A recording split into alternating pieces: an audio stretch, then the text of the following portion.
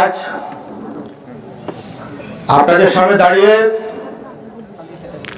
Microphone হাতে নিয়ে অনেক কথাই মনে পড়ছে আমার। আপনারা জানেন এই বাংলাদেশে একটা দীর্ঘ সময় ধরে রাজনীতির নামে নোংরা খেলা চলে আসছিল। আপনারা জানেন নির্বাচন ছিল এক ধরনের প্রহসন, কর্তৃগত করা হয়েছিল বিচার ব্যবস্থা, আদালত ছিল তাদের ফরমাইশের রায়কে বাস্তবায়িত করার নিরাপদ আশ্রয়। সর্বস্তরে ছিল দুর্নীতি, মানুষ হারিয়েছিল তার কথা বলার অধিকার, লুণ্ঠিত হয়েছিল গণতন্ত্র। দেশের এই দুঃসময়ে বিএনপির সকল নেতাকর্মী তথা গণতন্ত্রকামী মানুষকে সময় উপযোগী দিক নির্দেশনা দিয়ে এগিয়ে নিয়ে আসলেন তারুণ্যের অহংকার, লক্ষ কোটি মানুষের প্রিয় নেতা দেশনায়ক তারেক রহমান। আওয়ামী দুঃশাসনের বিরুদ্ধে ভেতরে ভেতরে ক্ষুব্ধ হয়ে উঠল কৃষক, শ্রমিক, বুদ্ধিজীবী, ছাত্র, সর্বস্তরের মানুষ।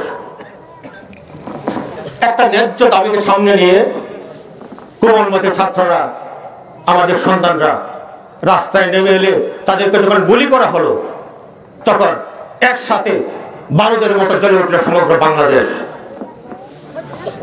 শেখ হাসিনা বাংলাদেশ ছেড়ে পালালো, ইতিহাস হলো 2024-এর জুলাই বিপ্লব। প্রিয় এলাকাবাসী এবং সংগ্রামী বন্ধুরা আমার, বাঙালি বীরের জাতি, এই জাতি কখনো অন্যায়ের কাছে মাথা নত করেনি। সেই 1952-এর ভাষা আন্দোলন, 69-এর গণঅভ্যুত্থান, 71-এর স্বাধীনতা সংগ্রাম, 90-এর স্বৈরশাসক বিরোধী আন্দোলন এবং 2024-এর জুলাই বিপ্লব, আমরা বারবার অন্যায়কে প্রতিহত করেছি। বুকের রক্তে রঞ্জিত হয়েছে রাজপথ, আমরা এতটুকু মাথা নত করিনি। আমরা বারবার বাংলার আকাশে উড়িয়েছে বিজয় পতাকা, সৃষ্টি করেছে নতুন ইতিহাস। প্রিয় বন্ধুরা আমার, অনেক রক্তের বিনিময়ে অর্জিত এই বাংলাদেশ, এই স্বাধীন রাষ্ট্র। এই দেশ কারণ বাপদাদার পৈতৃক সম্পত্তি নয় যে ক্ষমতায় এসেই গণতন্ত্রকে গলা টিপে হত্যা করে একদলীয় বাকশাল কায়েম করবে। ক্ষমতায় এসেই জনগণের ভোটের অধিকার হরণ করে দিনের ভোট রাতে করবে, এসব কাউকে করতে দেওয়া হবে না। 1971 সালে যেমন শহীদ রাষ্ট্রপতি জিয়াউর রহমান দেশকে বাঁচাতে প্রকাশ্যে যুদ্ধ করেছিলেন, 90-এর গণঅভ্যুত্থানে যেমন রাস্তায় নেমে এসে নেতৃত্ব দিয়ে স্বৈরশাসকের সাথে পতন ঘটিয়েছিলেন দেশনেত্রী বেগম খালেদা জিয়া, এবং সর্বশেষ তারেক রহমানের দীর্ঘদিনের সূক্ষ্ম নির্দেশনা সোনালী ফসল স্বৈরাচারী হাসিনার পতন।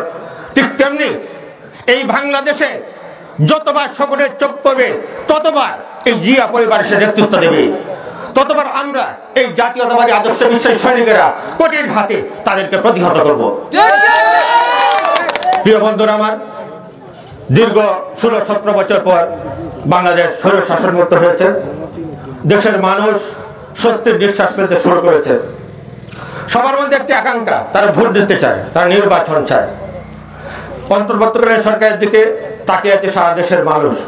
আমরা আশা করছি একটা সুষ্ঠু নির্বাচন দিয়ে অচিরেই এই সরকার নির্বাচিত প্রতিনিধির হাতে ক্ষমতা হস্তান্তর করবে। আমরা চাই এই বাংলাদেশে একটা সুষ্ঠু গণতান্ত্রিক ধারা ফিরে আসুক, কোনো মারামারি থাকবে না, কাটাকাটি থাকবে না, মানুষ নির্ভয়ে ভোট কেন্দ্রে যাবে, তার পছন্দের মানুষকে ভোট দিয়ে আসবে। প্রিয় এলাকাবাসী এবং সংগ্রামী বন্ধুরা আমার, আপনারা জানেন অতীতে আরো কয়েকবার আমি সংসদ নির্বাচনের জন্য প্রস্তুতি নিয়েছিলাম, কিন্তু আওয়ামী লীগ সরকার তো নির্বাচন রাখেনি।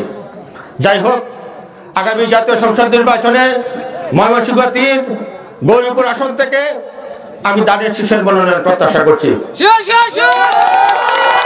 আমি আশা করছি আমার এই পথ চলায় আপনাদের দোয়া এবং সহযোগিতা থাকবে। আমি আপনাদের দোয়া চাই, আপনাদের সহযোগিতা চাই, আপনাদের ভালোবাসা চাই। আমি বিশ্বাস করি একজন মানুষের দোয়া একজন মানুষকে অনেক দূর পর্যন্ত নিয়ে যেতে পারে। আপনাদের দোয়া যদি আমার সাথে থাকে, আমি ইনশাল্লাহ আমার কাঙ্ক্ষিত গন্তব্যে পৌঁছাবো। প্রিয় বন্ধুরা আমার, আমি ব্যক্তিগতভাবে গৌরীপুর উপজেলা শুধু নয়, সারা দেশের জনগণকে বলবো আপনারা আগামী নির্বাচনে দাঁড়িয়ে শেষে দিন। আপনারা বিএনপিকে মনোনীত করুন, নির্বাচিত করুন। কারণ বিএনপি এমন একটা দল যে দলের প্রতিষ্ঠাতা শহীদ রাষ্ট্রপতি জিয়াউর রহমান, যিনি দেশের প্রয়োজনে ক্ষমতায় এসেছিলেন। ক্ষমতা আসার পর একটা মুহূর্ত তিনি বসে থাকেননি, মানুষের ভাগ্য উন্নয়নে ছুটে বেরিয়েছেন গ্রাম থেকে গ্রামে, খোঁজখবর নিয়েছেন গরিব দুঃখী মেহনতি মানুষের, যার ধারাবাহিকতা আমরা পরবর্তী দেখেছি দেশনেত্রী বেগম খালেদা জিয়ার ক্ষেত্রে। শহীদ জিয়ার মতোই অসীম সাহসী এক মহিষী নারী তিনি। আপনারা জানেন সেই মঈনুল ফখরুল আমলে ১/১১ সময় যখন -2 ফর্মুলা বাস্তবায়ন করার লোককে প্রাণনাশের হুমকি দেওয়া হয়েছিল, তখন শেখ হাসিনা বাংলাদেশ ছেড়ে পালিয়ে গিয়েছিল। কিন্তু আমার নেত্রী দেশনেত্রী বেগম খালেদা জিয়া সেদিন পালিয়ে যাননি, কারণ তিনি ভেবেছিলেন অন্য কথা। তিনি ভেবেছিলেন এই দেশ আমার, এই দেশের প্রতিটি মানুষ আমার আপনজন, এই মাটি আমার বাংলার মানুষের রক্তে কেনা, আমি এই দেশ ছেড়ে চলে যেতে পারি না। তিনি সেদিন বীরের মতন এই বাংলাদেশের মাটিতে অটল থেকেছিলেন। তারপর কত কিছু হয়ে গেল, কত ইতিহাস হয়ে গেল, যার সাথে আপনারা সবাই, আমি নিজে, আমরা, তাকে কত জেল জরিমানা অত্যাচার নির্যাতন তাকে সহ্য করতে হয়েছে। কিন্তু একবারও তিনি অন্যায়ের কাছে মাথা নত করেনি, বরং প্রতিটা পরিস্থিতিকে তিনি সাহসিকতার সঙ্গে মোকাবেলা করেছেন। আমরা যদি দেশটার তারেক রহমানের কথা বলি, কি ধৈর্য এবং মেধার সাথে সেই দুঃসময়গুলোকে তিনি অতিক্রম করে এসেছেন। তার সেই মেধা আমি মনে করি বাংলাদেশের ইতিহাসে তার সেই রাজনৈতিক দূরদর্শিতা ইতিহাস হয়ে থাকবে। আমরা গর্বিত কারণ আমরা বিএনপি করি, আমরা গর্বিত কারণ আমাদের মনের ভিতরে শহীদ রাষ্ট্রপতি জিয়াউর রহমানের আদর্শ, যে আদর্শ সত্যের কথা বলে, সত্যের উপর প্রতিষ্ঠিত, যে আদর্শ শিখায় রাজনীতি মানে বুক বিলাসিতা নয়, মানুষের সেবা করা। আমি সারা বাংলাদেশের জনগণকে বলবো, আগামী নির্বাচনে আপনারা দাঁড়িয়ে শীর্ষে ভোট দিন, বিএনপিকে নির্বাচিত করুন। বিএনপি আপনাদের পাশে ছিল, এখনো আছে, ভবিষ্যতে থাকবে। বিএনপি আপনাদের দল, বিএনপি গরিব দুঃখী মেহনতি মানুষের দল। যাই হোক, আমি মূল কথায় ফিরে আসি। আমি আজ আপনাদের সামনে এসেছি আপনাদের দোয়া চাইতে। আমি আপনাদের সন্তান, আমার বুকের মধ্যে শহীদ রাষ্ট্রপতি জিয়াউর রহমানের আদর্শ। আমি বিশ্বাস করি রাজনীতি মানে বুক বিলাসিতা নয়, জনগণের সেবা। প্রিয় এলাকাবাসী, আমি কথা আর বাড়াতে চাই না।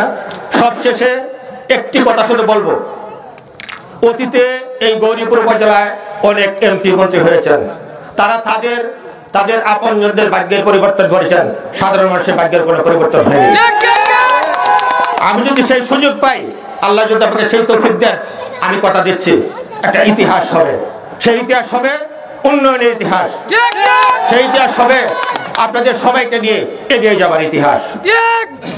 প্রিয় বন্ধুরা, কথা আর বাড়াবো না। এই স্বৈরাচারী সরকারকে দেশ থেকে বিতাড়িত করতে গিয়ে যারা শহীদ হয়েছেন, আল্লাহ রাব্বুল আলামিনের কাছে আমি তাদের আত্মার শান্তি কামনা করছি। যারা হাসপাতালে কাতরাচ্ছেন, আল্লাহর কাছে প্রার্থনা করি তার জন্য দ্রুত সুস্থ হয়ে ওঠেন। আর যারা পঙ্গু হয়েছেন, তারা যেন অন্তত একটা কাজ পান, একটা চাকরি পান, সেটা হোক সরকারের পৃষ্ঠপোষকতা অথবা যে কোনোভাবে। যাই হোক, সবশেষে আমি আমার নেত্রী দেশনেত্রী বেগম খালেদা জিয়ার সার্বিক সুস্থতা কামনা করে এখানে শেষ করছি। সবাই ভালো থাকুন, সুস্থ থাকুন। শহীদ জিয়া অমর হোক, খালেদা জিয়া জিন্দাবাদ, তারেক জিয়া জিন্দাবাদ, বাংলাদেশ জাতীয়তাবাদী দল জিন্দাবাদ।